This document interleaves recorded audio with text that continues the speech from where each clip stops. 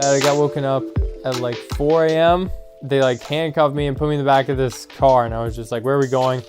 Then I get there and I get out of the car, and the dude's just like, hey Matthew. And then they tell me I was gonna be there for 15 months, and I was just like, what? Because that just like wrecks you. 15 months, just incomprehensible. So then like I didn't even get to bring any of my stuff. It was all pre-packed for me. Didn't get to bring didn't have my wallet, no phone, anything. I mean, I was literally just ripped out of my life with nothing pretty much. Hey everybody, what's up? Welcome to episode that was weird. Welcome to episode 51 of the Andrew Deitsch podcast. I still can't believe that we're in the 50s. It doesn't even seem real. Like looking back at all the episodes, I'm like, wow, yeah, it is 50. But here we are, 50 episodes, 51. If this is your first time listening, I want to welcome you and thank you for checking out this podcast. I really appreciate it. I'm all about having conversations with the most interesting and fascinating people I know, and I really can't thank you guys enough for giving this podcast a shot. I don't think you'll regret it. You got a million options out there. You chose this one. Thank you so much. This has been the strongest week of listeners we've ever had. We had almost 1,000 people accessing the feed every single day for the past 10 days.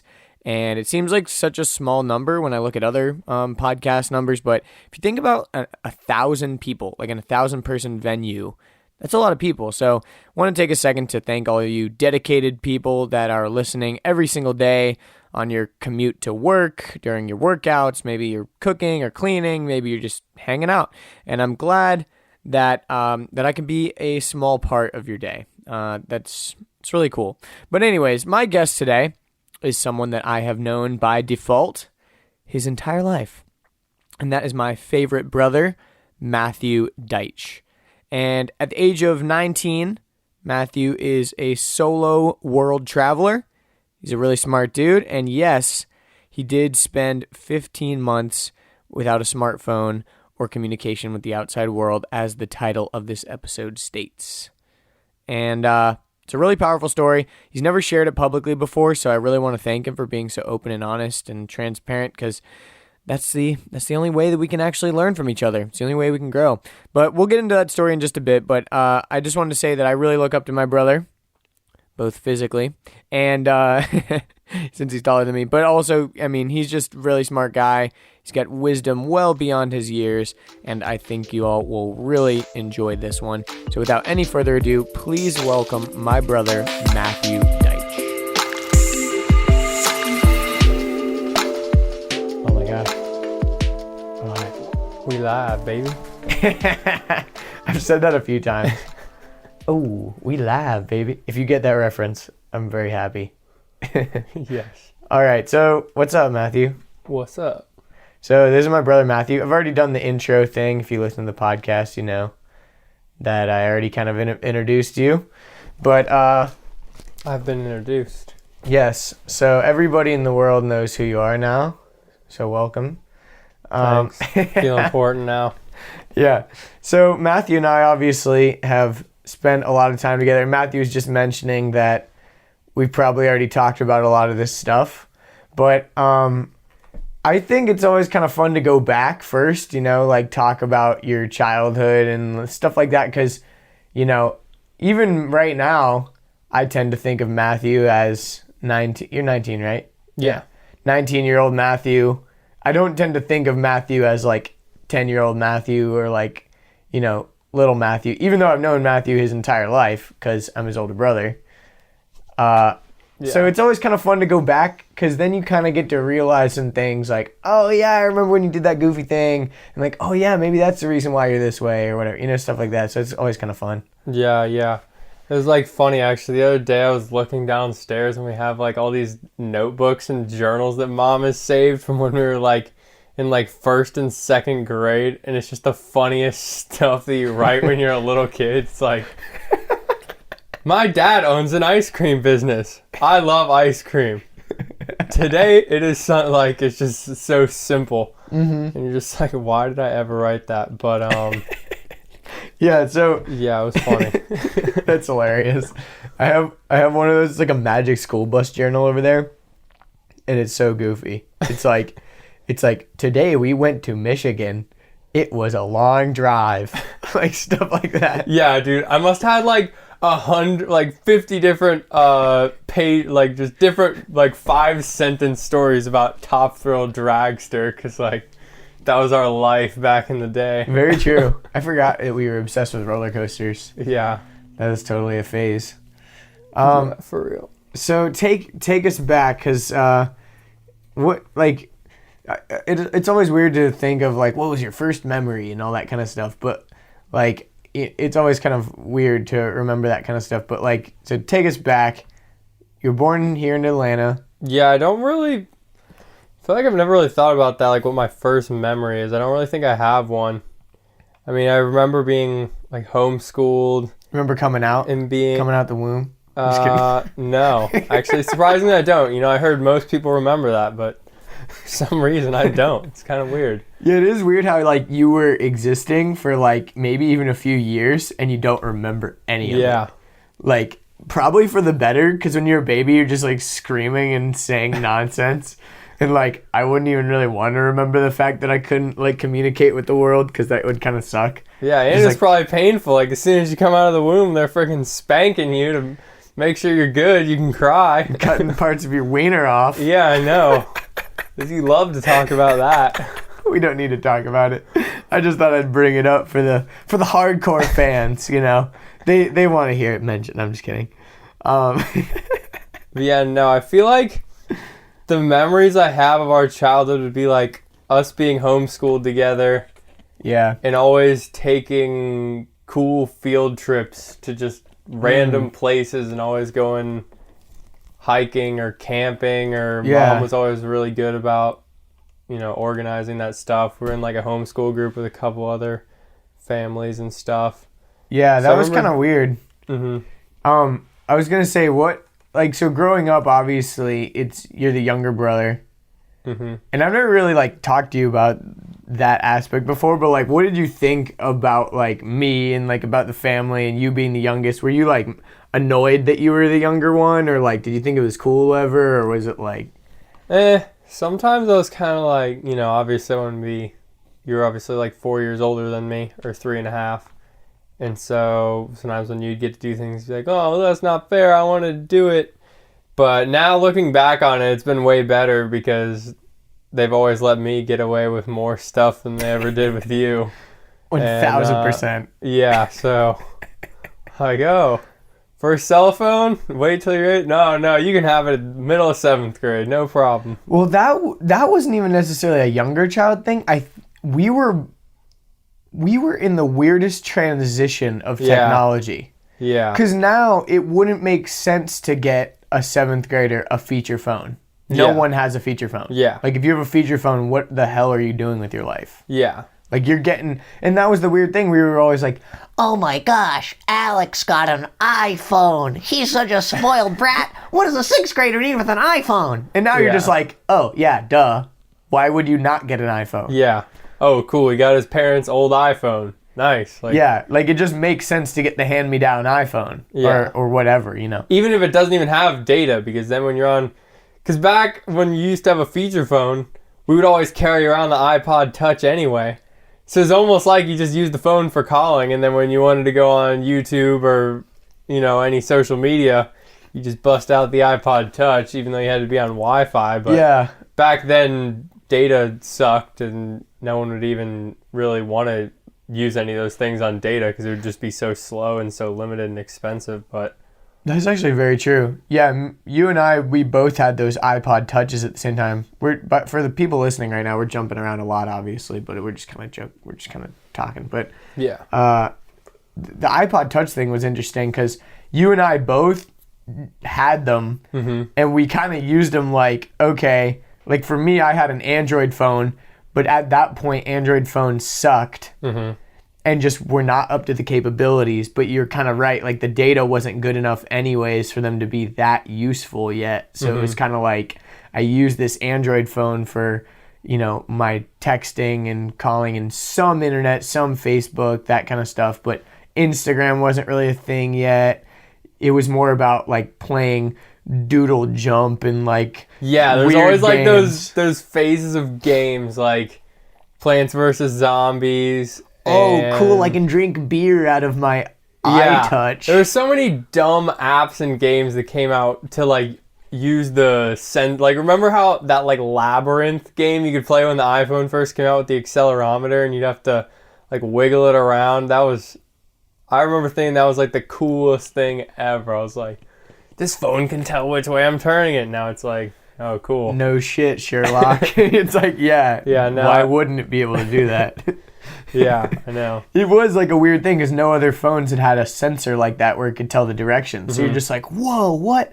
And it had a screen and, you can touch the screen. Yeah. And especially with like how Apple came out with like the multi-touch display and how it worked so well. Because I felt like before then, even like feature phones, even if I could have had one that had a touchscreen, I wouldn't have even wanted it. Just because they were always so annoying. It was like squishy and... Yeah, those capacitive touchscreens sucked. Yeah, they were no good. Yeah. So like the whole thing with it just worked like so well and you were just like, wow, Apple has it all together. It seems so futuristic and now, Samsung's kind of catching up and Apple's kind of falling behind and all the other companies, but... Yeah, it is a weird thing. Like, right when the iPod Touch came out, like when the iPhone 4, or the iPod Touch came out first and it didn't even have speakers. Remember, you had to listen to it with headphones.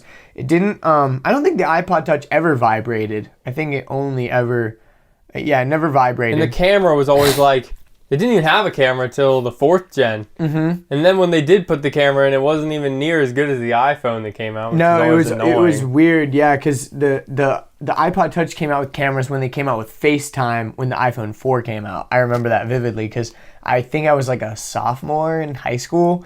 And we both were getting the same stuff. That was the weird thing is like when you're the younger brother, you always want the same stuff. But somehow you were always really good at like saving money. So you always had like the same amount of money as me or whatever. So it was like, oh, this new iPod Touch came out. I'm going to get it. And Matthew's like, oh, I'm going to get it too or whatever. And I'm just like, what the heck? You're in 7th grade. This isn't fair. Well, I just had like weird opportunities to make money. Like mom was working at that printing company and she's like, oh, you need help? Like you can work there. So I think the first like big purchase I ever made as a kid was I worked all summer at that printing company in like 5th grade. Saved up and bought like a MacBook Pro. So that was like a pretty big deal. Like, people were like, this 5th grader has a MacBook Pro. His parents probably paid for it. But it's like, no, I went every summer. It was like, went to swim team, worked at that place till like 3 or 4 o'clock and then went home. So it's like pretty much all summer I did that. And then finally towards the end of summer, I was able to buy it. So that was cool. But then before then, I just kind of, never really been like a big spender on... I'd rather save my money and have something I want versus just spending it on dumb little things here and there. Like, go do this for $30 even though I don't really care about it, Yeah, exactly. So I've always just been kind of like that, but... Yeah, I feel like most kids how old are you? You said 5th grade? Like most kids in 5th grade have never worked a day in their life. Like maybe they've mowed the lawn or like...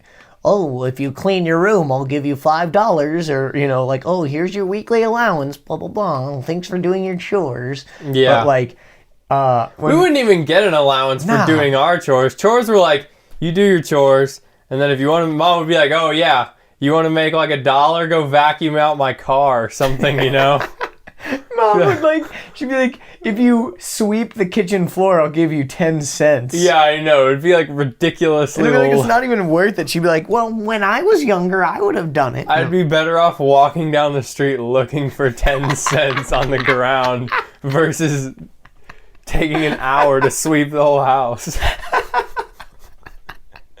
No, dude, you remember the best thing was Mom gave us screen time coupons. Yes. So my mom, so let's back it up. Let's actually try to go back for a minute.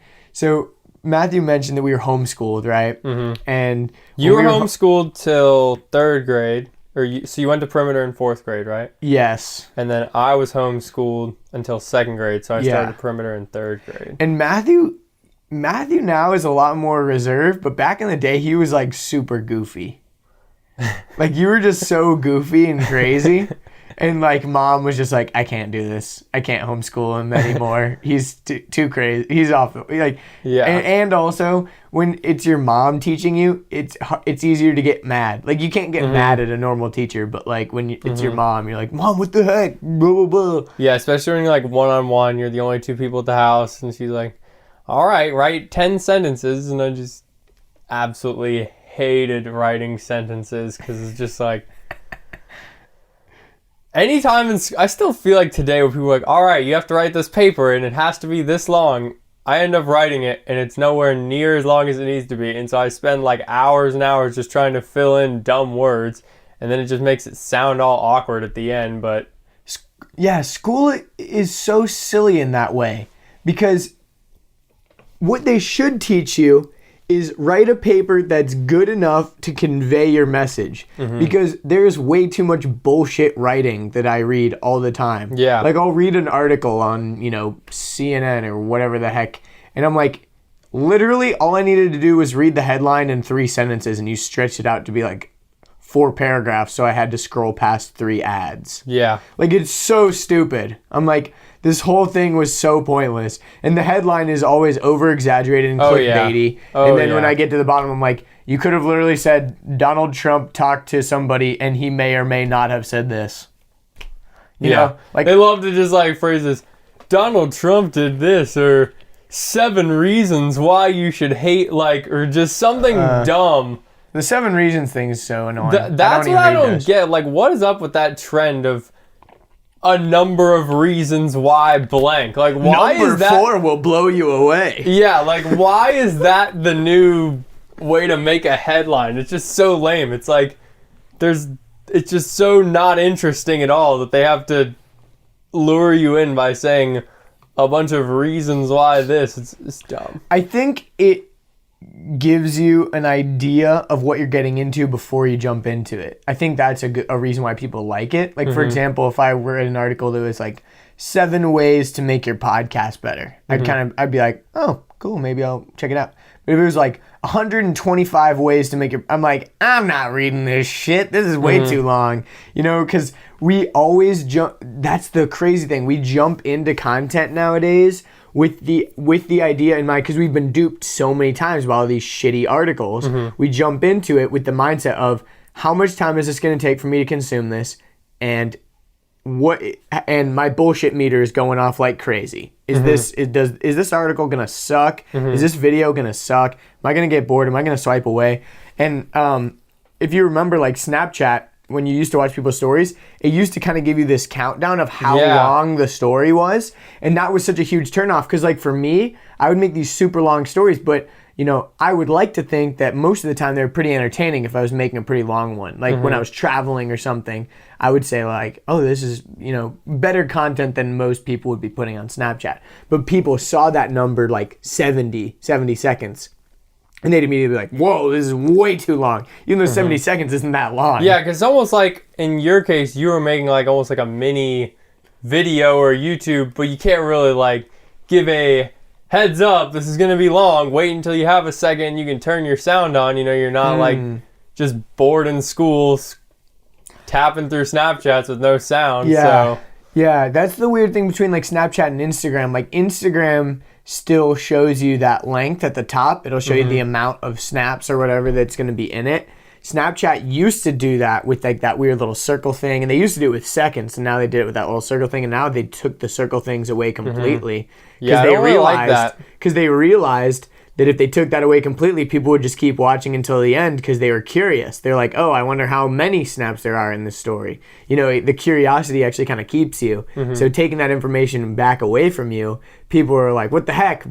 Now I'm not going to know if the story is going to be 1,000,000 hours long or not. But it's like, you might just watch it. If you're enjoying it, who cares how long it is? You're enjoying it, Yeah. And so, but anyways, that goes back to the whole thing about like 7 reasons why, blah, blah, blah. Because it's kind of like, oh, I can absorb 7. You know, if it was 15, I probably wouldn't read it, you know, or whatever. I don't know. And it's also weird that now we just read everything on our phones because, like, I started reading, like, just, like, the Wall Street Journal because I'm just trying to be more conscious of, like, what's going on. And, you know, like, I'm trying to read more of, like, a lot of different news sources just to get a bunch of different perspectives. But, I don't know, they had, like, some trial where it was, like, it's normally, like, $36 and it was, like, free for 2 months. I was like, what the heck?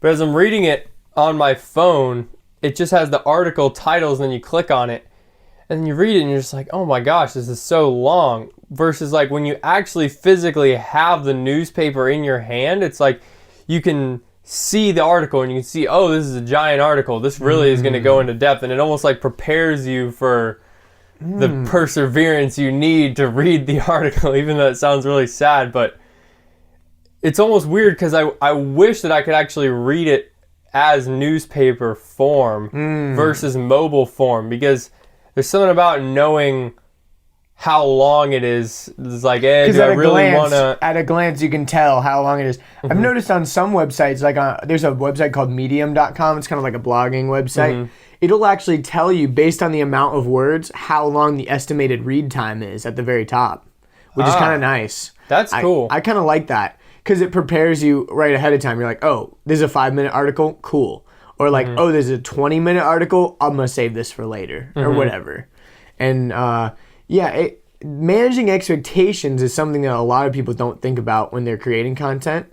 That's one thing that I kind of like about the podcast format is like, up front, you know it's multiple hours. So you're like, oh, either I'm going to sit down and listen to this, which I don't recommend because... who has 2 hours to just sit down and listen to something while staring at a wall? Like, I don't do that. But it's like, you know, oh, cool. This is 2 hours long. I'm about to go mow the grass. I can know for a fact that I can listen to this the whole time, not have to worry about changing the song, skipping an ad, changing the volume. I can just listen to it, keep it going, and when I'm done mowing the grass, I can pause it and return to it later, or whatever it might be. And managing expectations for the length is always something that people don't think about. But yeah, that's very true. Because it's just weird when you click on something, and I feel like the articles there are always really long. And that's something too that I appreciate about, like, since that's a newspaper, you have to pay for it. I think it's normally like $36 a month. And so like every single article, they go into really deep things, and it almost makes me learn a little more, like these bigger words. I feel like it's like the audience for that newspaper is going to be like a little bit more of intelligent people. So it's almost like, okay, what's that? And it's like when I start reading it, I get down a rabbit hole and I'm like, okay, what does that mean? What are they talking about here? It almost is like a challenging reading material versus the BS that they feed you on Snapchat or the stuff that's popping up on the sidelines. The vocabulary and everything in that is so easy. Like a second grader could easily read it and have no problem understanding it. Whereas like that's not really making me any smarter. That's not really challenging me. So I almost like that I have to sit down and kind of take my time, like pace myself through it and, you know, look up new words. Like, you know, you learn more. Yeah. Because it's harder. And that's something that I feel like a lot of people, you know, try to stay away from. It's like, people don't want to read this long, complicated article. It's confusing. We want to try to make it as easy as possible. Where, like, if I'm up for it, I like reading something that's challenging, you know? Like, I maybe don't want to do it all the time, but it's nice because you kind of learn something. You learn some new words. Very true. So it's just something that's kind of like, I feel like our society is backed off from a little bit, is writing harder to read and understand reading material, so...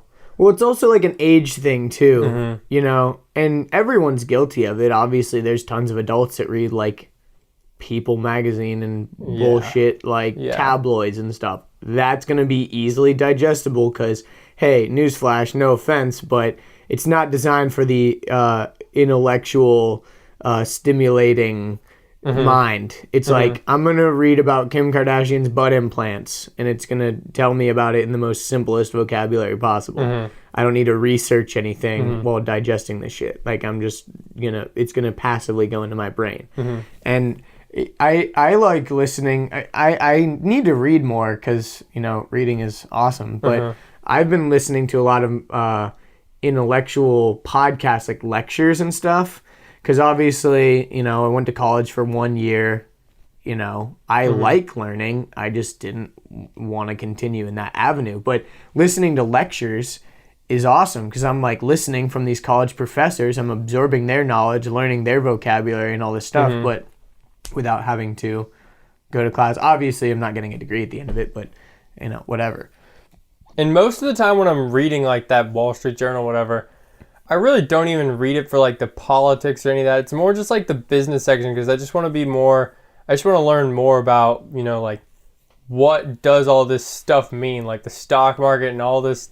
It's just like such a foreign world. It's almost like you only talk about it if you are kind of up there and you have the money to do it. And, you know, like younger people don't really understand exactly how it works. Yeah. So like I'll read through some of the political news headlines, but I feel like with that type of stuff, you almost have to be looking at 5, 6, 7 different sources if you want to actually try to sift through what is real nowadays, because so many different outlets just want to make a claim to make the claim, so that people are like, oh, well, if this media company is saying it, well, then it might be real. And so then other people start saying a CNN report by this or a Fox News report by this, said that, and it's just like a giant game of telephone. It's like, okay, cool, they said that, but what actually happened? So that whole thing, it's like there's nowadays, if you're watching one news channel and you think you're getting the truth, good luck. Like, yeah, that's why I love people like Philip DeFranco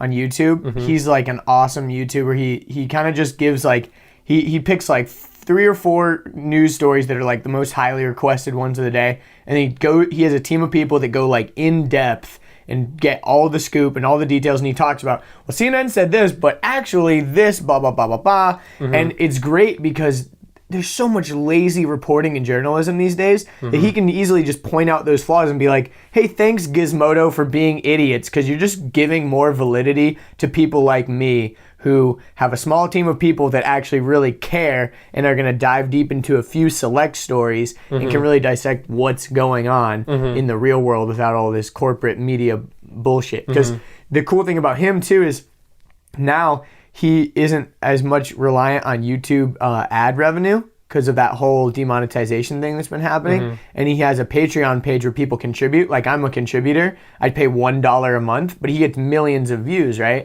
So if everyone donated $1 a month to his thing, he's getting millions of dollars a month to run this thing, but it's all contributed straight by the people that are watching the show rather than by, oh, I've got to please these corporate sponsors, or, oh, I've got to do this other thing on the side to get money. It's pretty interesting.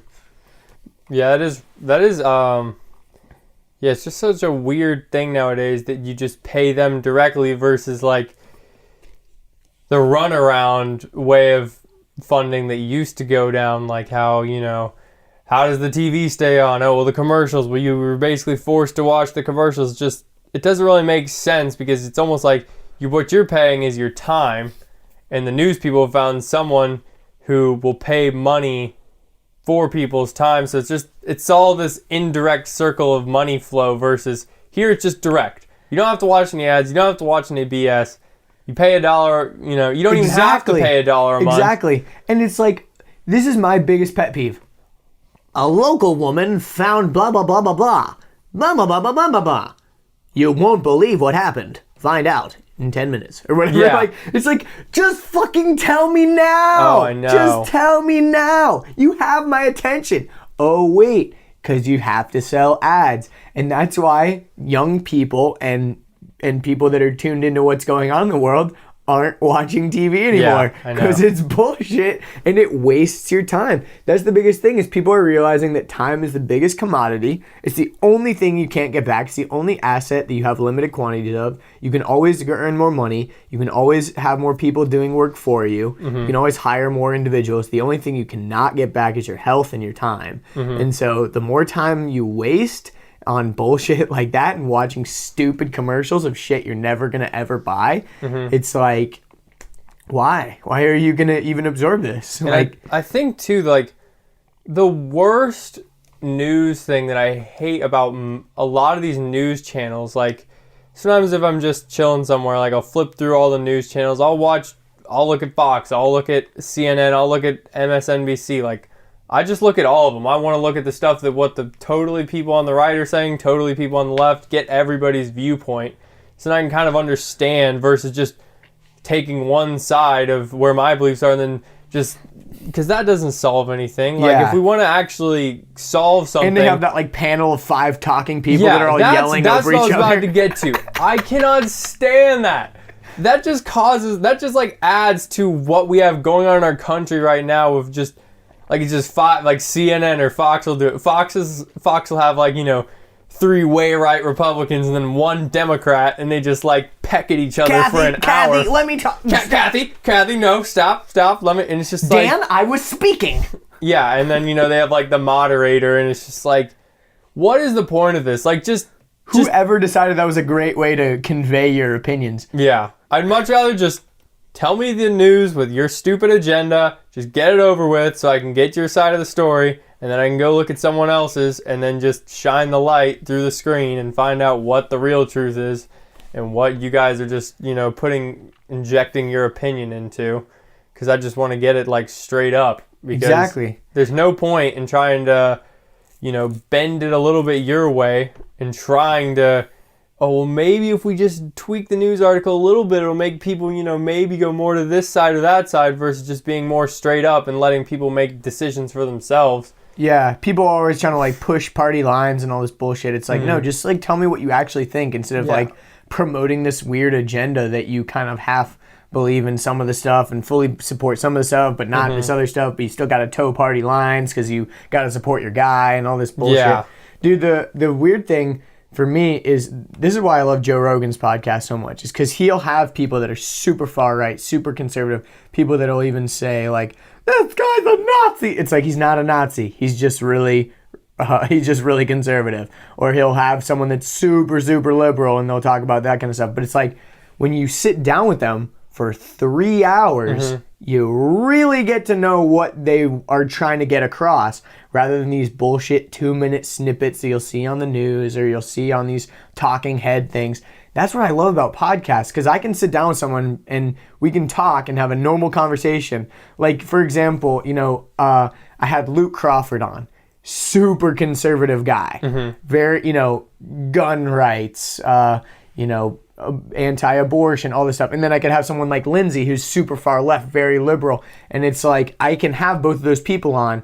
And when we're talking on Facebook, or we're talking digitally, or we're talking over Skype, we might even be kind of hostile because I'm like, I don't believe in this crap. But when we're sitting down face to face, all that kind of melts away, because it's like, you realize we're both just humans here. Yeah. We both just have kind of different opinions. Let's talk about it in a civilized way. We don't need to get all angry and butthurt about what I said or how I said it. Because when you're sitting down with somebody in person, there's no substitute for that. Yeah. And that's what I hate about a lot of these news things too, is they feel like they can yell at this other person because they're not even sitting face to face with them. They've got like, okay, we're phoning in Jeff from New York. Jeff, you're an idiot because blah, blah, blah. It's like, if you were actually sitting down in a civil way, face to face with this guy, you wouldn't be yelling at him and talking over him and all this crap. You'd say, you'd let him have his piece, and then you'd talk and all this, it's just so disconnected and weird. Yeah.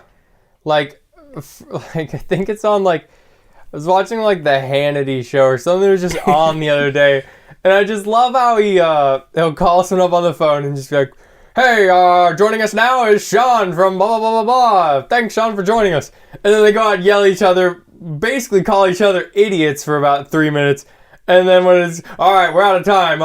Thanks, John. And then he's like, yep, pleasure to have you. And then they're like, oh, we're good. And then they just hang up, and it's like, because they know that the arguments is what sells. Yeah, it's just like, whatever's gonna, it's just, I hate it. But anyways, one last thing I want to say about the YouTube thing and podcasts and all that, because I talk about this a lot. But the news thing is interesting. But the thing about the transaction between, like, okay, I donate like $1 a month to this guy and he makes great content and I love it, and that's how I get my news or whatever. Obviously in some senses that's kind of like, well, you're only getting your news from one source, but it's like, if I trust this guy and I know he's researching both sides and he has nuanced opinions and he talks about all different sides. I like that.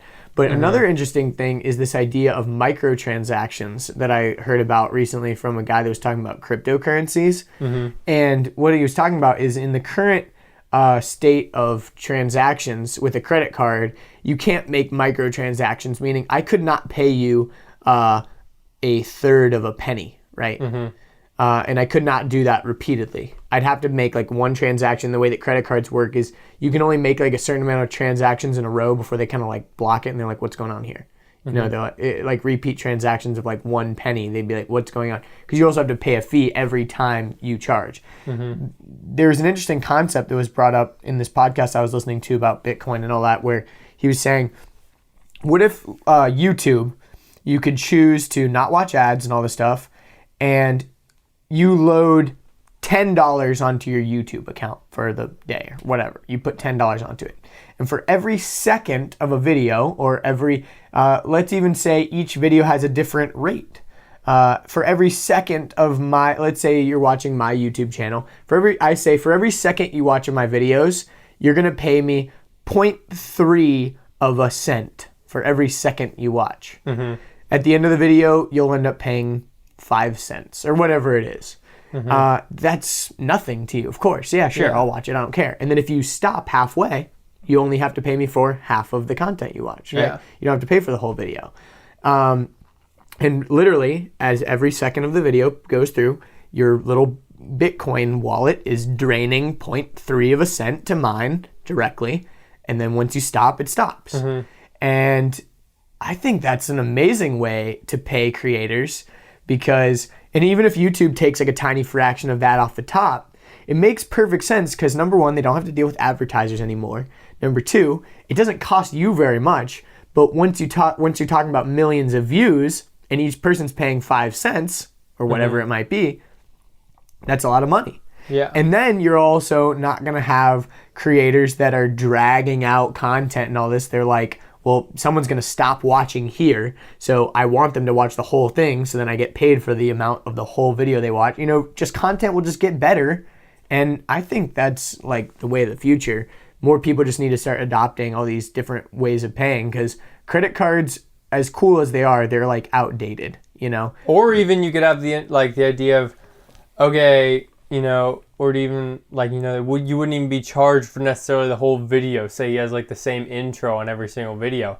It wouldn't actually start charging, because I'm sure there's lots of times where the promoter or the person making the video, you know. You wouldn't even like think about it though, because that $10 that you loaded onto your account might last you a couple months depending on how much content you absorb. And if each creator can set their own rate, you can pick and choose, like, well, fuck that, this guy's charging $1 per second or whatever. Like, no. And you could even set a threshold when you search, like, I don't want to pay more than 5 cents per video I watch or whatever. That would be fascinating. And you could actually even do that, come to think of it, if you just swipe your credit card and loaded $10 onto it. Yeah, that would really be the only out. way I could see that working right now. The best way, because with the Bitcoin thing, I really don't know a ton about it, but I'm pretty sure the fluctuations. There's still a very small transaction fee for exchanging, because I believe the way, actually don't even actually know how it works. I am hopefully going to have a Bitcoin guy on my podcast soon, that guy that bought the Lamborghini with Bitcoin. So that would be cool. Hopefully that will come through. And also my friend Connor Peterson is super into cryptocurrency and all that stuff and trading cryptocurrency. Yeah, because there's like, you know, Bitcoin's like the main one, but there's all these other ones that are, it's like a stock where they have the IPO, like the initial public offering, where, you know, they say it's $17, blah, blah, blah, whoever wants to buy it. But they have this with like other cryptocurrencies. So there's like a ton of different ones, and it's like, people are putting all this money into a currency that has no worth except for just the hype of, well, this guy, you know, it's just basically just a huge game of supply and demand, and will this currency last? And one little tiny news article from some reputable source can make the currency drop a ton or go up. Like, I think Bitcoin can fluctuate like $1,000 in one day. So it's just, I mean, hypothetically, it could drop the whole value in one day. Like, there's nothing. It could be like a bubble, the like the housing market or the .com bubble. Yeah, there's nothing supporting like the actual value. The cool thing is the blockchain technology that supports it. Like, that makes sense because, you know, once you understand why the technology is working and why each, like, Bitcoin, you know, is worth a certain amount or whatever, it makes a lot of sense. But anyways, we don't need to talk about that because neither of us are experts on blockchain technologies or cryptocurrencies. But it is a fascinating subject to talk about because, you know, I think that's the way of the future. And I also think that having those multiple cryptocurrencies is a good thing because it's kind of like the dollar versus the pound or the euro. It's like if the euro was to fall down to zero and it was the only currency on the planet, that would be kind of bad because we'd all be fucksville. Like, you want there to be multiple currencies so that you could potentially invest in multiple things. Obviously, any good investor is going to tell you to diversify and spread out your wealth so you don't put all your eggs in one basket. That metaphor meaning if you drop the basket, all your eggs don't break. You know. But anyways, let's go back for a second because I do want to talk about your story and everything because I think it is interesting. And I think a lot of people can relate to it because obviously telling stories is the way that people connect. Something weird about stories is when someone starts telling a story, as long as it's somewhat interesting, the other person's brain shuts off and almost starts thinking like you are. Like, you're almost like brainwashing them. It's kind of interesting. If you ever notice when you're watching a YouTube video or something and they're telling a really good story, like Casey Neistat's videos, really good at setting up a story, climax, and then, you know, resolution or whatever. Set up, climax, resolution. And if you can keep someone's attention throughout that whole thing, your brain just kind of shuts off. But anyway, so we were talking about you were homeschooled, and then both of us went to a private Christian school. And did you enjoy Perimeter? Did you hate it? Did you like it? Perimeter is good. I like Perimeter.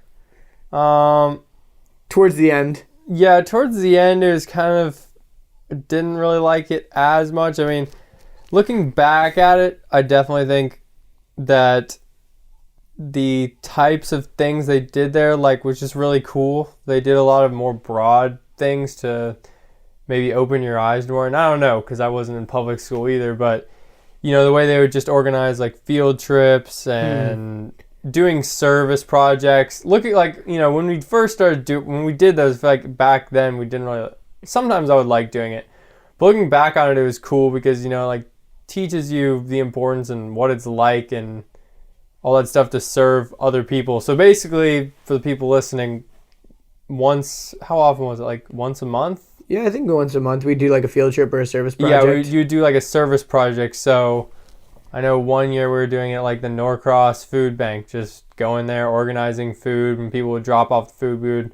Or we would do like a giant food drive at the school, and then as our service project, we would take the food, organize it, get it on all their shelves. So it was cool. It was a good way that, you know, the school built back on the community. Yeah, and also sometimes we do like fixing the nature trail or whatever at the church, like cleaning up weeds and raking the mulch and goofy stuff like that. But you're right, it did. Those are the things I did appreciate, and the kind of cool experiments we would do, the fun projects. Like, I did enjoy Perimeter for those reasons, and, you know, I was kind of like a goody two-shoes kind of guy back then, and I still kind of am. But I didn't really ever hate it. Like, a lot of people really hated it, especially towards the end. Yeah, I wouldn't say I really, like, hated it. I think it was just because, like, most people were getting to that stage where they're, like, in 8th grade, and then, you know, they start having friends that are in public school, and they're like, whoa, they're allowed to do this, and this at school, and then we have all these rules that are dumb and a uniform and all that stuff. Well, we have recess. Yeah, that would be, like, the only thing. Whenever you talk to public school kids, you'd be like, well, we still get recess. They'd be like, oh, no way, and, you know. It was, like, the only good thing about Perimeter. Yeah, very true. It seemed at the time. But I didn't really ever hate it. I just probably had a hard time, mainly like language arts. I just had a really hard time writing. I'm just really Because I feel like my brain, I go through like ideas so fast. Like my brain is constantly, I feel like, scrolling. So when I have to write, it's like I know what I want to say. I have it in my head. And as I'm writing, I can't like keep thinking of that same thing while trying. I lose it before I even have the time to write it. So that's something I'm so bad at writing, is because like I know what I want to say. And when I go to write it, I'm like, I just had the perfect way to say it in my head. Now I can't remember it. I have a hard time like doing two things at once, because like I can't think about what I'm going to say while I have to think about writing too. I don't know. It's just kind of weird. I feel like if I can really focus in on one thing at a time, and I can be really focused if I'm into it, but it's hard for me to flip-flop. Like when I knock stuff out, I knock one thing out at a time. I don't do multiple things. It's hard for me. Yeah, I feel you. And one thing that a lot of people can relate to is like the fact that you were taking like ADD meds and stuff like that. When did you start taking those? I think like end of 5th grade. It's so creepy. Yeah. It's so weird, right? Mm-hmm. Like, and it's not mom and dad's fault because they didn't know. You know, it's like the teachers are, you should probably go get Matthew checked. He's kind of, he can't really focus in school. Yeah. And then like this doctor's like, he's got ADD. We're going to give him these meds and we're going to test out these different dosages. Oh, this was way too strong. And it's just so yeah, it is weird. It's creepy when you think about it like that. Like, oh, let's give this kid these pills so he can focus. Yeah. It is just...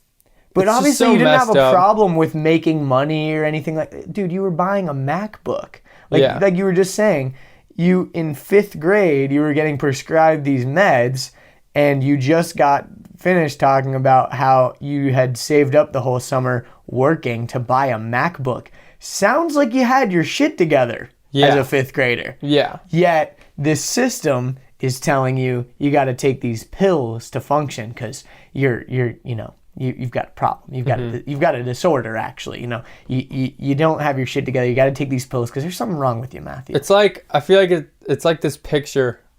A bunch of people have probably seen it, but it's like all these animals, and there's a guy sitting at a desk, and he goes, "All right, class, today your test will be to climb this tree."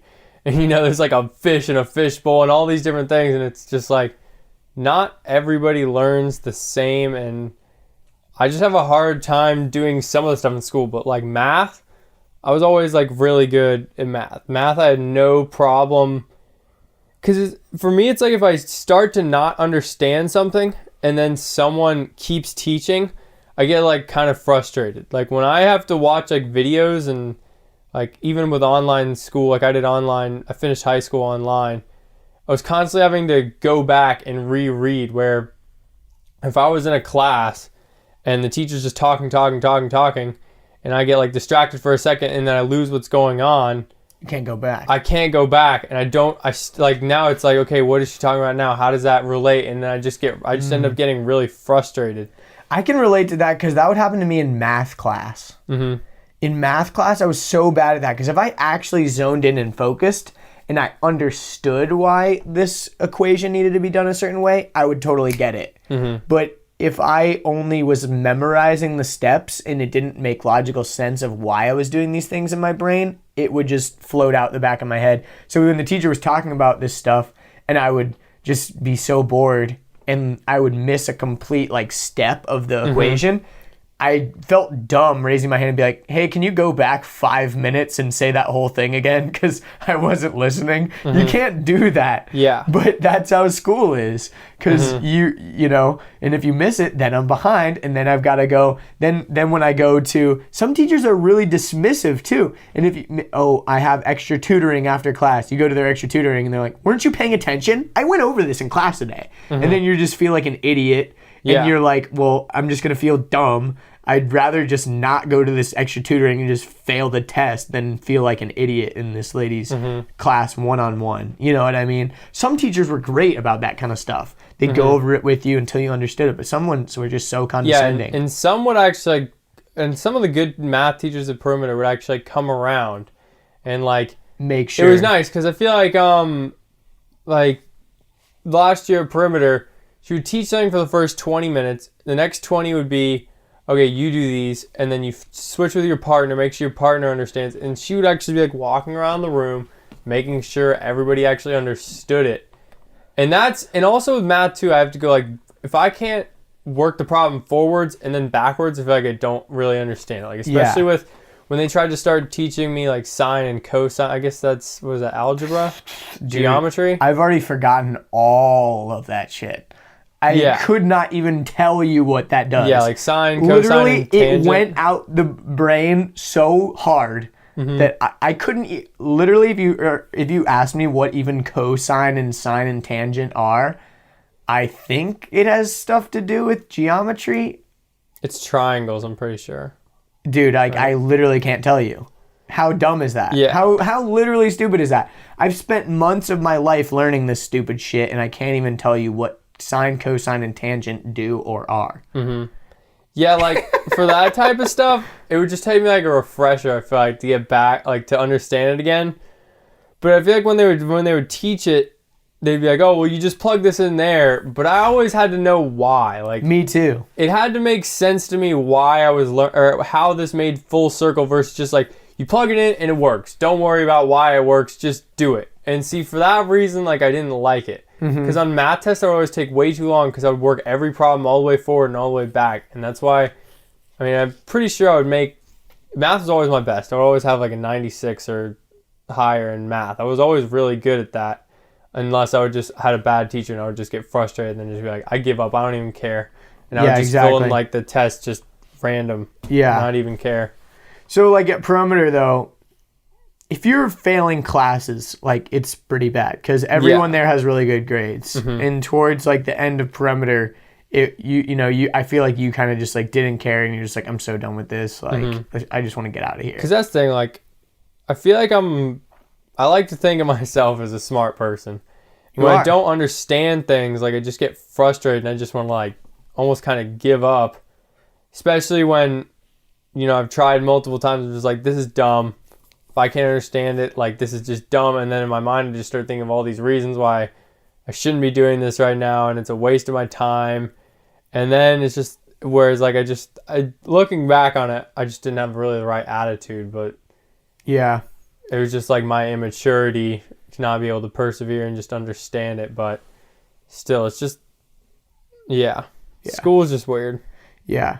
So obviously we can dive in as deep as you want with this and as little as you want with this. I'll let you kind of talk about it. But so when you went to Perimeter, then you went to public school and you went to Duluth, which was I went to Norcross. Oh yeah, you went to Norcross first. Yeah, I forgot about that. I went to Norcross, and technically we're zoned for Duluth High School, but obviously I feel like in Perimeter everybody's like, oh, what high school are you going to? What high school? And so it's like you have to go to high school with some of your Perimeter friends, and if you don't know anyone, to keep you holy. To keep you away from the devil's lettuce, Matthew. You can't give in to the devil's lettuce. Yeah, for real. And so don't be smoking the jazz no one cabbage. from Perimeter, I don't think, went to Duluth. So everyone's like Norcross. So we're like, oh, I have to go to Norcross. So I got like a transfer. Well, you don't want to have no friends either. Yeah. So I didn't really know anyone. I didn't know anybody who went to Duluth. And obviously, 8th grade, middle school, weird time. You don't just want to go into a giant building with a bunch of random people. Yeah. Not knowing anyone, because that sucks. That's scary. Especially coming from a little small Christian school to this evil public school. Yeah. Where they teach you about evolution, Matthew. Mm-hmm. You have to keep your it was just brain like, pure. The thought was always like, oh, well, do I have anyone to sit it with lunch or whatever? Mm. So yeah, went to got a permissive transfer to say I was on like the IB program or whatever. Even though you couldn't start it until junior year. Yeah. So, because that's what I did. I finished. Yeah, that's Perimeter. How you got to stay at Norcross. And basically, you have to have good enough grades. You have to have you can't get anything lower than a C. And believe it or not, actually, I got a D that year in math because my teacher was terrible. Tried to get it switched out of there like a bunch of times. Went in for extra help. She just like did not like me. I don't know what it was with us, but I've always loved math until her. And so that didn't go down well. So I ended up getting a D. And they sent me a letter saying, sorry, you didn't get accepted to come back to Norcross. And I had to go to Duluth. Went to Duluth. Duluth sucked. Didn't really know anyone there. Where like some people go to Duluth like, oh, Duluth was amazing. I loved it. But I didn't It's all about really, your friends and yeah, stuff too. I did not really care for that place. Just a weird school. Yeah. It's like 6 different buildings. You got to walk from building to building. And and so obviously during this point you're taking ADD meds and anti-anxiety meds too?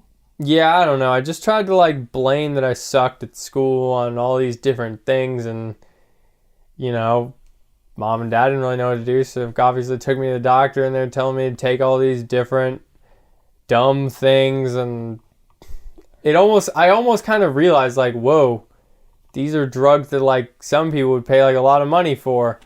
And so that's kind of like I like almost like obviously like in high school I started to like, rebel a little bit, smoking weed, drinking, all that goofy stuff. When you were in 8th grade, did you ever think that you were going to like get into that kind of stuff, or was it always like, no, I'm going to stay? Because at Perimeter they really push it. Like I remember Mrs. Hubbard, like the principal, sitting us all down as a class and talking about how there was going to be all these pressures at public school and saying like, there's going to be a bunch of you that do drugs. And I was kind of like, oh, not me. Kind of like when Jesus like talks about like, one of you will betray me. And everyone is like, no, not I. Or whatever. And it's like, Peter, you will deny me 3 times this night. And he's like, no. And then and then later he does it. And, it was kind of like that. It was like she sat everybody down and was like, the statistics are that 99% of you are going to like do drugs and, not be Christians anymore and all this stuff. And, it is weird because I remember thinking, like, not me. No, not me. I'm going to be a good boy. Yeah. And so basically, like in high school, I just had the whole attitude just kind of like, I hate the system. Like, it's just dumb. Didn't have any friends. Yeah, especially at Duluth. Like, it's just, I did not click with anybody at Duluth. Well, the weird thing about a school system is they spend way more time and energy on the smart kids, quote unquote, smart kids. They get into the honors programs and IB programs and all this stuff, and they get the better teachers, they get more attention, the more funding goes to them. And then the kids that slack behind and get worse grades, they get the worst teachers, which just starts a downward spiral. It's like a snowball effect. You get worse and worse teachers, you get worse and worse grades. The teachers are not as motivated. They feel like you don't care, so then they care less. And then you're taking more drugs to try to fix your situation, which is just making you more and more like paranoid. And all, like it's just. And one thing that I appreciated too about Perimeter's math systems, they had like Saxon, where you'd start on lesson 1, and then lesson 2, every night you'd have 30 homework problems. Yeah, it sucked. I hated that. But it was honestly the only way it could keep like the stuff fresh in your head. But it was like, so lesson 2, in the homework, it would have incorporate stuff from lesson 1. Lesson 3 would be lesson 2. And so by the end of lesson 120 or whatever, your homework would have incorporate everything from every single lesson, and on every single problem, all the information you needed to know. It had a little quotation. It would say lesson blank, blank, blank, and blank. And so if you didn't understand it, you could easily just flip back and give yourself a refresher. Versus I felt like the way they did it at public school was, here's this, you're learning this block. All right, forget about it. The lesson, chunk 1 is over, and then you get to chunk 7, which is like the review of the year. And now they're asking you questions about the stuff from the first unit, and you're like, oh, I haven't even thought about this stuff since then. So how the heck am I supposed to remember it? Stupid. Yeah. Yeah, seriously. So like, right off the bat, I was already having like issues with some of my teachers. And then I made I think, one of my like math teachers was, I don't know, I made some comment about, it was like some guy's shirt said something about gay, and I think she heard me say gay, and she freaked out and like sent me out of the room. And then I got sent to this principal guy and then he just like basically just got all up in my face and was just telling me how I was just like, what are you doing? Like blah, blah, blah, blah, blah. Telling me I was just, basically just trying to like intimidate me and scare me into being a normal person. Just like, this guy, that's not cool. So I think then after that, my dad just like withdrew me. And we were just like, this is so dumb. Because obviously I wasn't really doing well in any of my classes. I don't think I was going to pass any of them. Yeah, you were just like failing literally every class. Yeah, because I just did not care at all. So just like, this is so dumb. Like, yeah. And just I didn't have any motive. I just didn't really have any motive. Like, just my quality of life just sucked. I didn't really see any of my friends. Like on weekends I would see them, but not really during the week because it was just that. And then I usually wasn't allowed to do anything because mom and dad would just ground me because I wasn't doing well in school. So it's almost just like sit at home and be kind of depressed. So I mean, yeah, I was kind of depressed. What were you doing for money? I don't remember. I think I was working at Dippin' Dots. So you were just working for dad, making money, and you were like selling like pills and stuff that you weren't taking or anything like that, or like Not extra really. stuff? Not really. Okay, I was never sure about that. But yeah, like some kids that take ADD meds are like, I'm going to sell these extra pills or whatever for money, or they would, buy, I don't know. Yeah, all But the kids at Duluth were just, I mean, like, to be honest, I probably would have done that if I found someone at Duluth that would have done that, but everybody at Duluth was just like such a, like straight, I don't know, it just people at Duluth didn't really like do drugs, I felt like. It's kind of weird. Huh. Most high schools feel like, there's always that one group, but it didn't really seem like that at Duluth. I'm sure there is. You might have just not really like known Yeah, about it. they're or probably whatever. older kids too, because I was only like a sophomore, so. Yeah, that's another thing. It kind of gets worse as you get older. Yeah, But that's anyways, true. so we don't, like I said, we can dive into this as much as you want because obviously I don't want to, get into anything you don't want to share. But I think a lot of people are going to be, they can relate to this because they either have gone through similar stuff or they know someone who has, or they, have gone through some of this stuff themselves.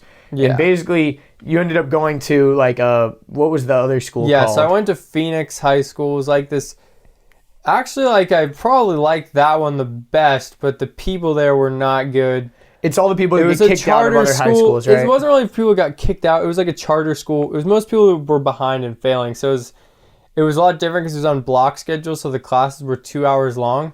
So basically, the first semester you'd only have 3 classes, but instead of taking a class over a whole year, it would just be one half year. You take 3 classes, it'd be twice as long the first half, and then the other 3 classes the second half. So each class was like 2 hours long, but you only had to go to 3. So I liked that way. I probably adapted that way the best, but that school just had all the people, not choice people you'd want to be really hanging around with. Like, Do you think that contributed to like the kind of downward spiral as far as like doing drugs and yeah, stuff like I mean, that? I just got like more separated from, I feel like, good people that needed to be in my life, like good influences and stuff. And so, obviously I was just doing drugs, just being a little punk, just like not coming home at night, just really just going nowhere with my life.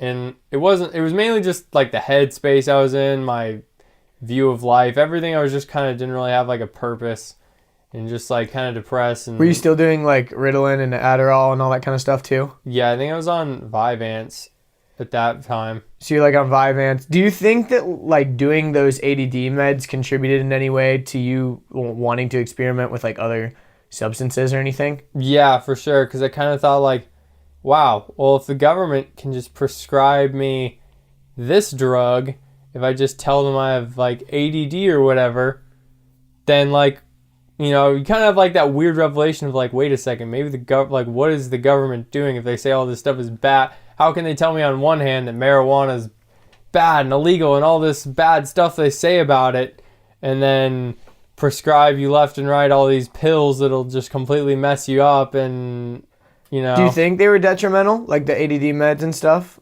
Like obviously they help you focus, but is there a trade-off? Yeah, I mean, I feel like if you didn't take it every day, it just kind of makes you more like quiet and reserved and Antisocial. almost, yeah, definitely like dumbs you down Angry? a little bit. Yeah, I feel like if you, especially like when I would do that thing where I wouldn't understand things, I would get like really angry, and especially it was almost kind of like towards like the end. Well, obviously like I'll say this now so you can kind of get where I'm going to, but then after that first semester, I went to like a 15-month boarding school, just kind of get like almost just like a reset on life, just kind of figure out like, what am I doing? Where am I going with my life? Like, I don't just want to keep going down this path. So, but yeah, like towards the end, it was just kind of like I just really didn't know what I wanted to do with life, because here I am like failing all my classes.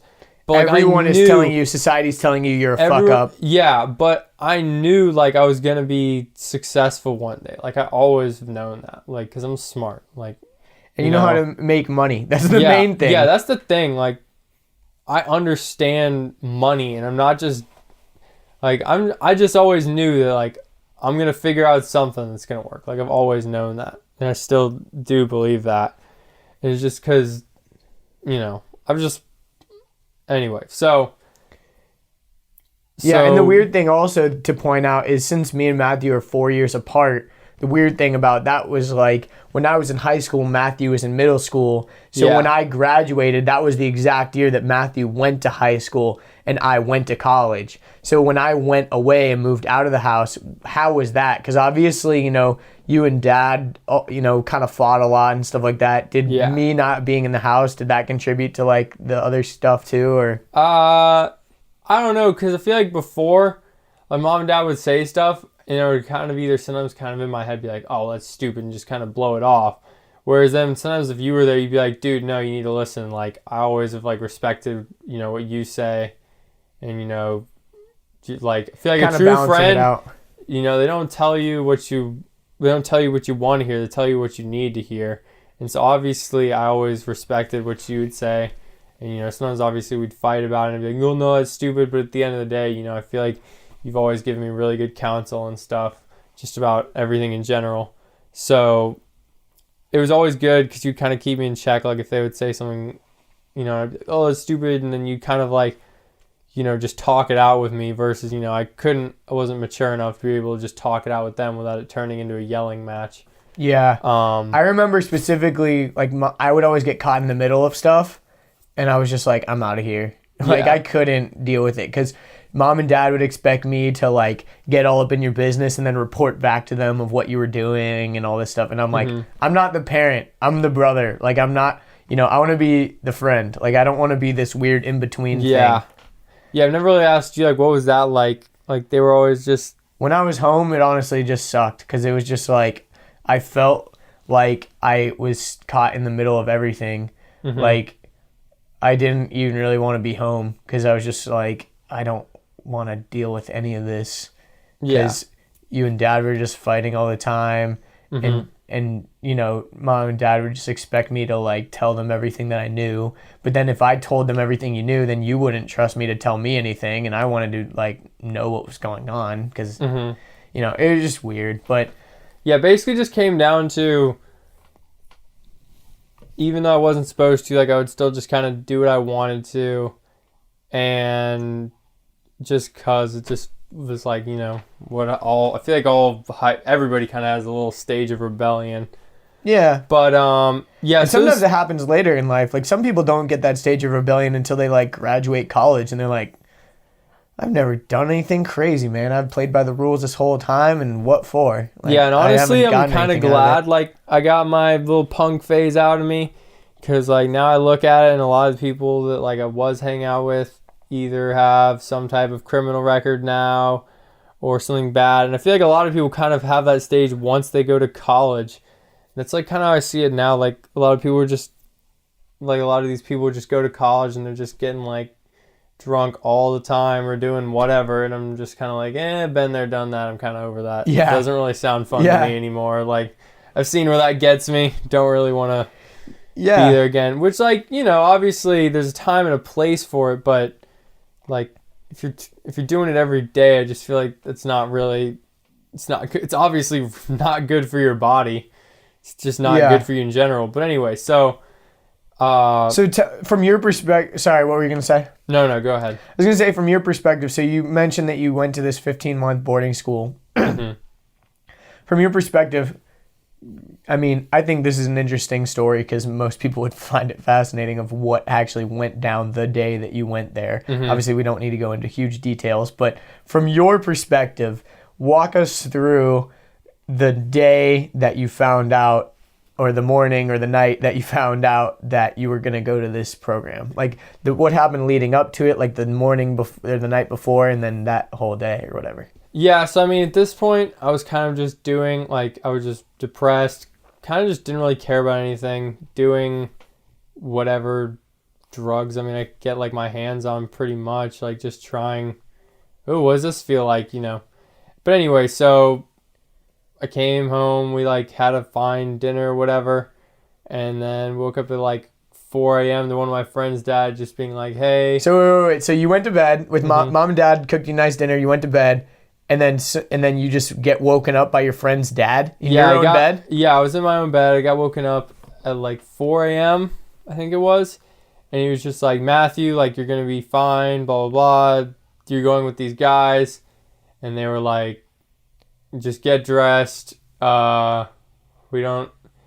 They said something like, "You're not gonna run away," and I can't remember if they handcuffed me or not. But then they put me in. It was basically just this company that'll escort people, because obviously, if my parents tried to get me to go to a boarding school, it wasn't gonna happen. Like they weren't getting me to go, so this was really the only way it could have gone down. And honestly, looking back, like it was obviously the best thing for me.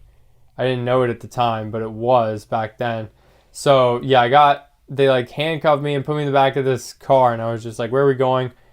I just thought I was going to like one of those mental hospitals or something where they, you go in, they do the psych evaluation, blah, blah, blah, make sure you're not going to harm yourself, and then they let you go. So that's where I thought I was going. That's where they just said, "Oh, you're going." I was like, "Well, I'll be back." And they're like, "Yeah, you'll be back tonight or whatever." And so I wasn't really that panicked because, like, whatever. Like, the guy woke me up, like, really trust, really respect.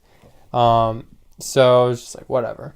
So I get there, and then I get to these gates or whatever. And then so this drive was a long drive, right? Because it was in North Carolina. Yeah, it was like 4 hours probably. So you were just thinking you were like going somewhere kind of far away and whatever? Yeah, I was just like, whatever. Maybe this place is just like far away. And so then I get there, and then, and when you on the way there, were you high or were you like sober or like what happened? Yeah, so I think I had found these like weed pill things in my jacket, and I took them like in the car. Cause it's just like whatever. If I'm going to this place, probably gonna take them, so I may as well take these. So I was just like really high, getting this car ride, like asleep, driving there, and then so then I get out of the car, and this like dude's just like, "Hey Matthew," and I'm like, "Oh God, who is this dude?" And then they're like, and then they tell me I was gonna be there for 15 months, and I was just like, "What?" Because that just like wrecks you. 15 months, just like incomprehensible. Especially when you're only, 17, 16? Yeah. So then, like, I didn't even get to bring any of my stuff. It was all pre-packed for me. Didn't get to bring, like, anything. I mean, I was literally just ripped out of my life with nothing, pretty much. Like, the only clothes that were actually mine, I got all new clothes there. It was, like, because you had to wear their uniform.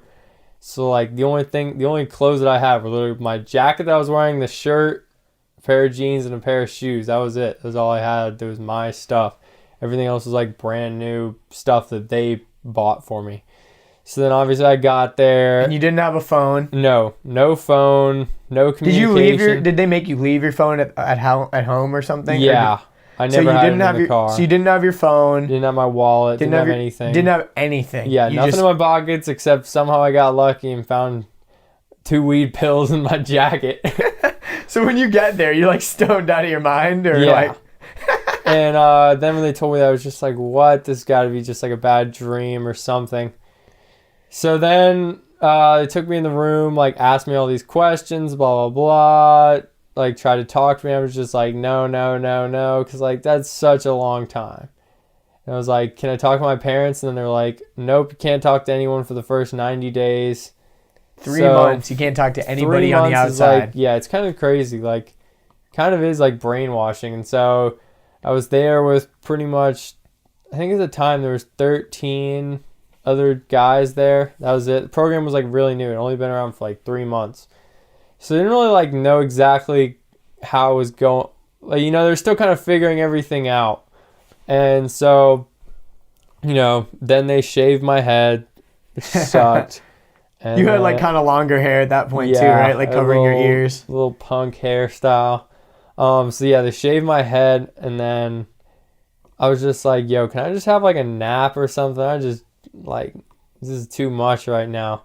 So I took a nap, I woke up, and I was just like, oh God. And then the first couple days were rough. Like next morning, I guess Did you have any like withdrawals and stuff? not really. I wasn't really like addicted to anything. That's it was just good. kind of like doing drugs to escape more, really. It wasn't really like addicted to anything. So, I mean, I was fine. And then, so yeah, so I guess they kind of told me what it was like. And it was, so basically this place just like a little peninsula on a lake. I mean, it's really pretty there.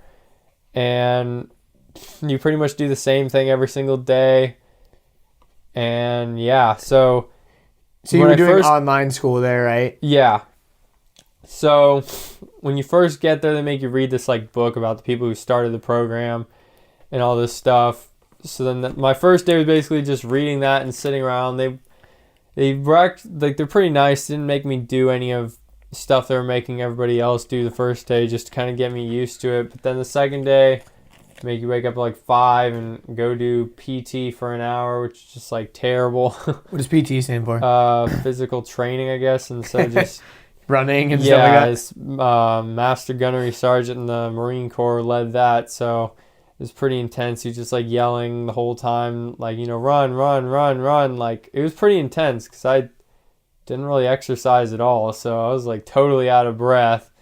And then we would eat lunch. So yeah, basically the day there was, you wake up at 6 a.m., be ready. 7 a.m. was breakfast, clean up school at 8 till 12, then go eat lunch. Then you go back for this other class, and then you have PT again, and you have PT in the afternoon. When I first got there, they would sometimes do it in the morning, but then after a while, they just did it after lunch every single day. And then from 3 to 5, you would do like campus maintenance. It's basically just like physical labor around the place, cleaning everything up, like mowing, raking leaves. And all this time you had like no access to internet. You couldn't talk to anyone from the outside world. First 90 days you can't talk to parents, me, anybody. Yeah, and you were able to write a letter or something, right? Yeah, after 90 days, they let you write your first letter in 90 days. But actually the first day I was there, it's funny, so they have these Chromebook things, and I was able to somehow get around it. I forget how I did it. I think it was like, so when they had like it on restricted mode, but Chrome operating system was very new, so I'm sure there's a lot of glitches. They weren't really thinking like, oh, someone's going to use this to have it locked down. So I was able to figure out that like incognito, the button wouldn't show up on Chrome, but they had like restrictions on the internet browser, so it only let you go to school. But then if you press like the shortcut, like Control I for incognito mode. So if you did that, it would still open up the incognito window, and then the whole computer would kind of glitch, and then all the restrictions would go off. So I was actually able to like get on Twitter, I think it was back then when people actually used Twitter, and like talk to a bunch of people, be like, yo, I'm going to be gone for a while, blah, blah, blah. So that was kind of cool. And then... Because you just got ripped out. Like, mom and dad didn't tell any of your friends what was going on because you had no idea. Yeah, I had no idea. It was just totally out of the blue. I was not expecting it at all. And so then I was able to tell like a few people and stuff. But then they found out, and then I got in trouble. And then... How did they find out? Oh, yeah, I think mom and dad found out somehow, and then they told the school. Yeah, and then they like interrogated me, blah, blah, blah. But you could still kind of get around the whole internet thing. Like if you wanted to, but you just kind of didn't want to get in trouble. Yeah, because if you got caught, they would make you do this thing. They were claiming, oh, you want to... They're like, he came out, and he did this like dumb speech about how... this, we have all these devices nowadays. You got the iPhone, the this, the that, and he's like, well, how about this? When you're selfish around here and you want to only think about yourself, we're going to put you on the meal plan, okay? So every day you don't get to sit down when you eat. You have to stand up, and they serve you this nasty PB&J that's made by, it's just like, so they would get bread from Panera, Panera, they would get donation bread from Panera. So we get all of our bread from Panera like once a week. So by the end of the week, we would just be left with just like random crap in this giant bag from Panera bread. And it'd be like these wheat rolls that are like 7 days old. And they'd slap some peanut butter and jelly on there. And it was just disgusting. And it was like, what the heck? So that was the only thing they gave you. Yeah. And like, if you can imagine, if you're only eating that, you don't really like... use the bathroom, so like tried to use that as an excuse. Then they were like, well, fine. So then they just gave me lettuce. Like, that was the only thing I could eat. They would serve me like a bowl of lettuce with the PB&J. And I was To give you a little bit of fiber. Ridiculous, yeah. So, like, it sucked, dude. Eating PB&J for like every meal for like a week straight sucks. Like, so it made you not want to do it anymore. Yeah, I didn't really want to do it anymore. So I guess it worked, but so The yeah. I meal plan worked. Yeah, I That's meal such plan. a dumb name. Oh, I know. Yeah, he was full of great ideas. Anyways, yeah. So, but yeah. So, when was the first time that we could visit? I think it was like 6 months or something like that. No, Or I think it was like 4. 5. Okay. What was that like Or for you you? weren't there the first time. I wasn't there. What was it like for you? Like seeing mom and dad, who obviously like put you in this program. Were you mad? Well, it was just really like weird because, you know, obviously if you think you get sent to a program, like your first instinct is like, all right, whatever, I'll just BS my way through this just like I've done with everything else.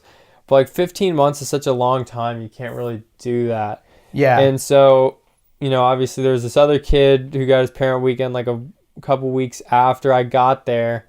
And I kind of saw like, okay, if you freak out and start yelling at your parents, all they do is just make you not be able to see your parents again. So it's almost like, first it was just like, whatever, I just got to BS everything, BS my parents. And then I was thinking like maybe halfway through I can convince them that I'm good and then they'll pull me out or something. Because you're a manipulator. When you're in those positions, like people that are like finessing the system, they're smart.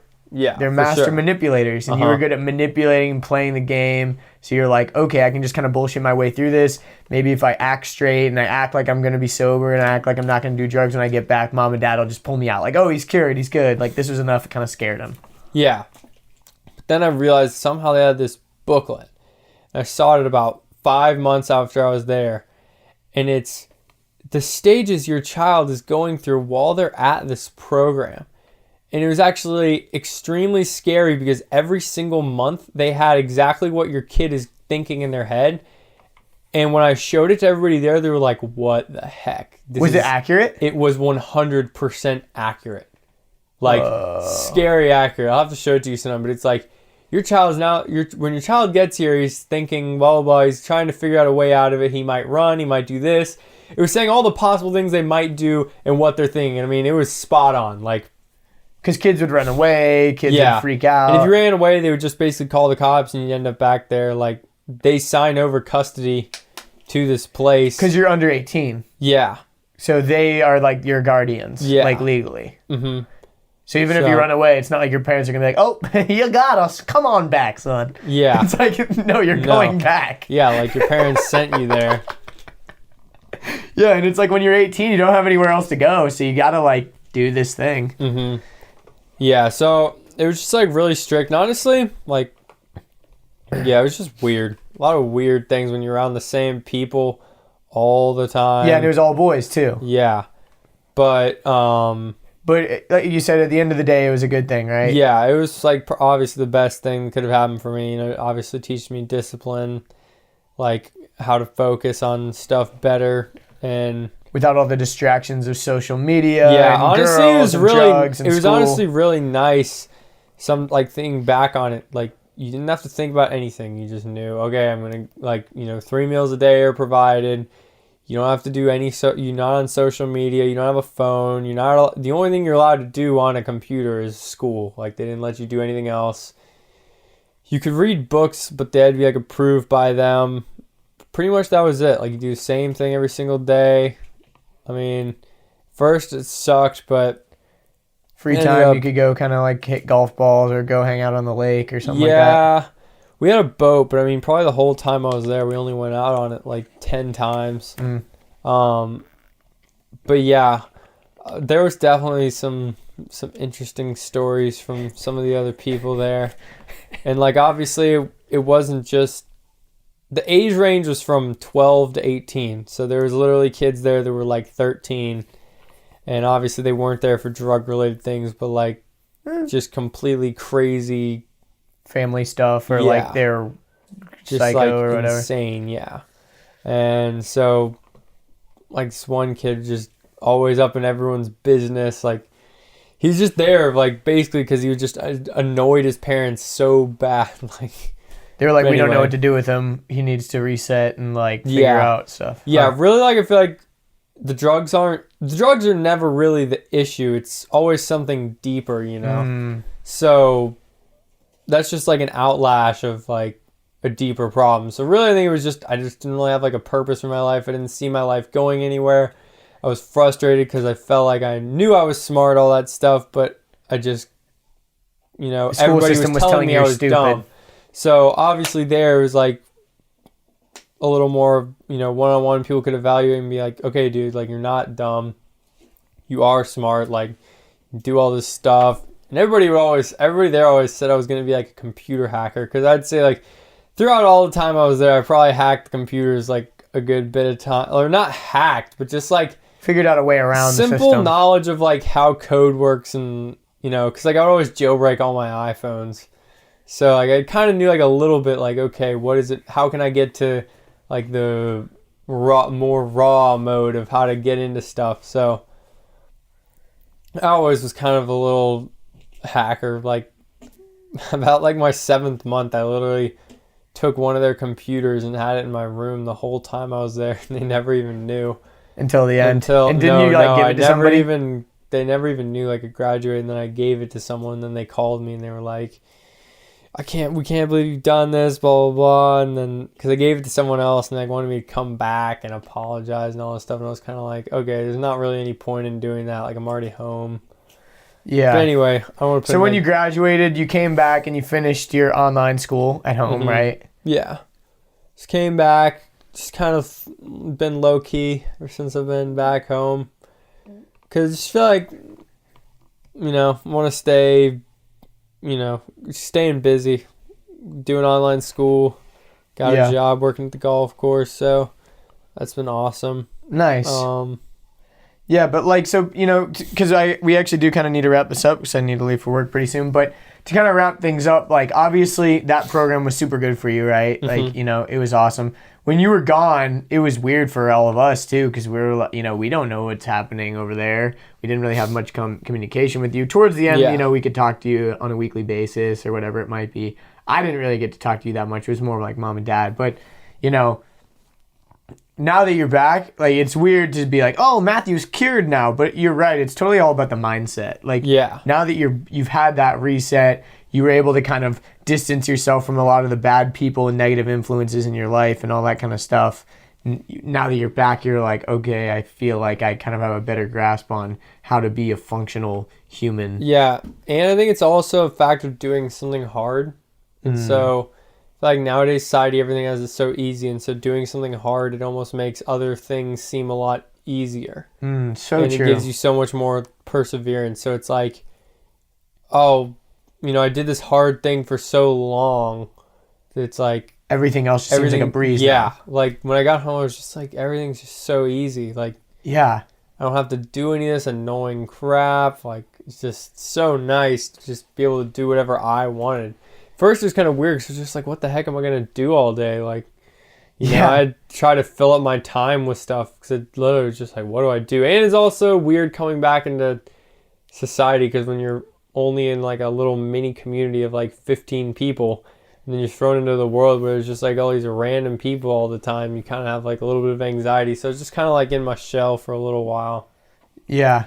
Until I started to like branch out a little more and do more stuff. Yeah, going back to real life is always weird. And like people are always like awkward, like to ask everybody's you. like, oh, where's Matthew been? Do you want to ask him?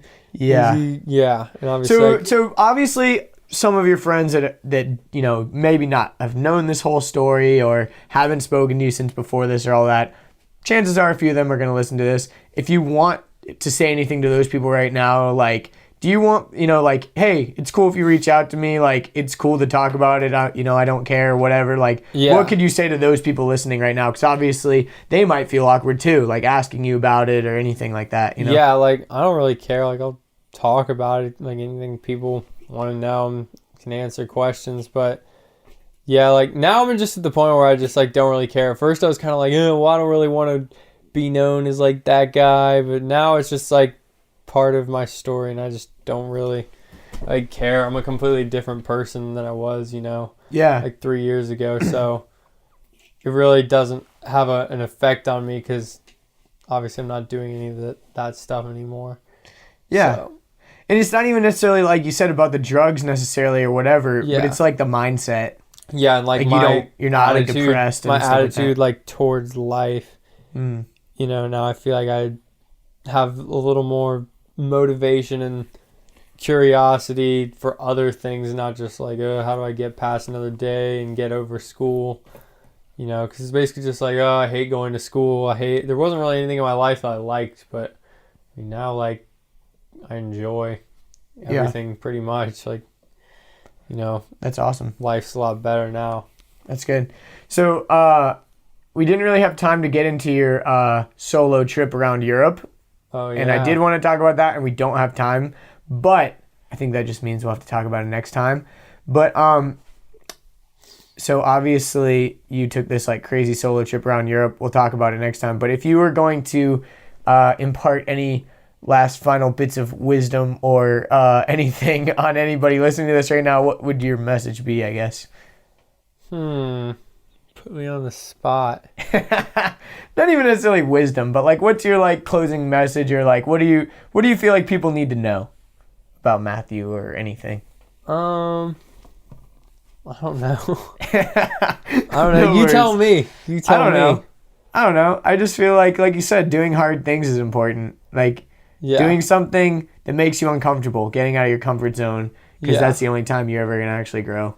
Yeah. And that's what like traveling's all about too. Like, Yeah, it's and, not like- comfortable to like live in hostels or like figure out all your accommodations and like what am I gonna eat, what am I gonna do, like all that kind of stuff is hard to do. And like getting out of your comfort zone and doing that stuff is the only thing that's like life changing. Yeah, I guess like if I had to say something, it's just like do what you want to do. Don't. And figure out how to do it. Yeah, like if you really want to do something, I know it sounds like cliche, but if you really want to do something, you can do it. Like most people are like, oh, well, I don't have money for that. I don't have the time for that. And it's like, well, you can say that and then it's never going to happen. Or you can say, how do I have the money and how do I get the time? And then it becomes your choice now. It's not blaming everything else. And or just say if you want to do something, just do it. Like it doesn't matter. Society wants to do that all the time. Here, take this pill. It's not your fault you're bad at school. Oh, it's not your fault you're fat. Just take these pills, man. Blah, blah, blah. Yeah. Like it's like this, we're in this society of instant gratification and quick fixes and all this stuff, and it's just not how it works. Yeah. Cool. So if anyone wants to like reach out to you or whatever, where can they find you? Or if you don't want people to find you, you don't have to mention anything. Yeah, no one's allowed to find me. I'm a ghost. I don't exist on the internet. No, I'm kidding. I have a Snapchat and an Instagram. There we go. Do you want people to follow you there? Instagram is m_Deitsch. And I don't remember what my I'll put it in the Snapchat show is. notes if anyone really cares. Cool. Cool. So if you have questions for Matthew or anything. So I think this is a good closing, because now we can do another podcast and talk all about traveling and Yeah. Tomorrowland Yeah, that'd be and epic. all that kind of fun stuff. So, yeah, any last words? Nope. All right. That's my last word. Nope. All right. See you later, everybody.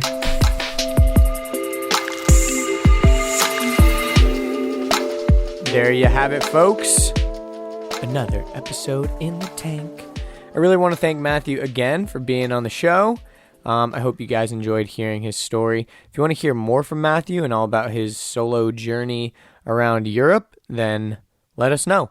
Want to do a follow episode with him very soon.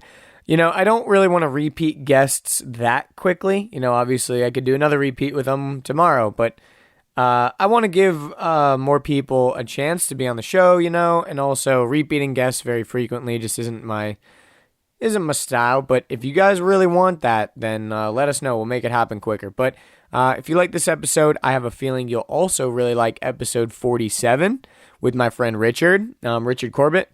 And for some reason, I just really feel like this episode and that one, the one you just listened to, they have the same kind of feel to it. But Richard is a professional artist. He's a bodybuilding and fitness fanatic.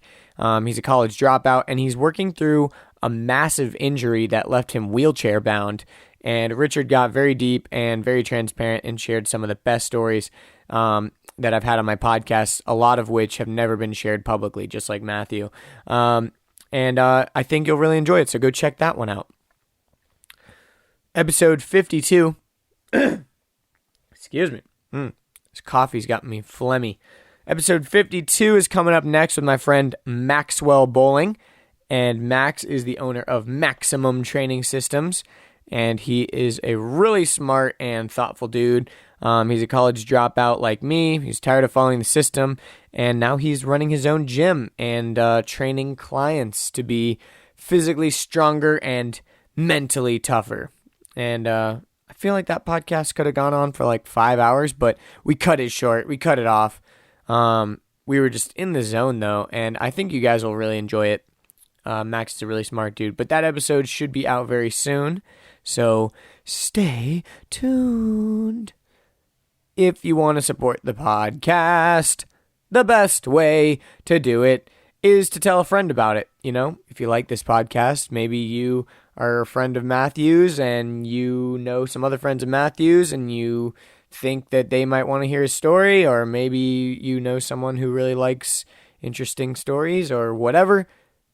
Hey, share this episode with them, because I think that'd be kind of cool, right? Yeah. Anyways, the best way for podcasts to spread is by word of mouth. Word of mouth is the future. So if your friends are like, yo, I'm really trying to find some good podcasts, the Andrew Deitsch podcast, you know, I'd really appreciate that, especially if you actually enjoy it, you know. If you actually enjoyed the podcast, share it with a friend. But the other way that you can support the podcast is to go to iTunes or the Apple Podcasts app if you have an iPhone, and you go leave me a little review. It's very helpful to get the podcast out to more people and all that kind of sort of such. And yeah, leave me a 5-star review and tell me what you like about the podcast, what you don't like about the podcast, where you listen to the podcast, what type of guests you like, what you don't like, any kind of feedback, because I read every single review in there. I think right now we have like 44 reviews, so I'd like to get a few more, because this is the 51st episode and there's only 44 reviews. That's less than a review per episode. Come on, people. It takes like 2 seconds. Just go do it. Just go do it. It's really easy. It takes 2 seconds. Anyways, but yeah, that's pretty much it. If you want to follow me, you can go to my website, andrewdeitsch.com. I've got links to all my social media handles and accounts, but that is pretty much it. Thank you guys so much for listening, and I will see you guys in the next one.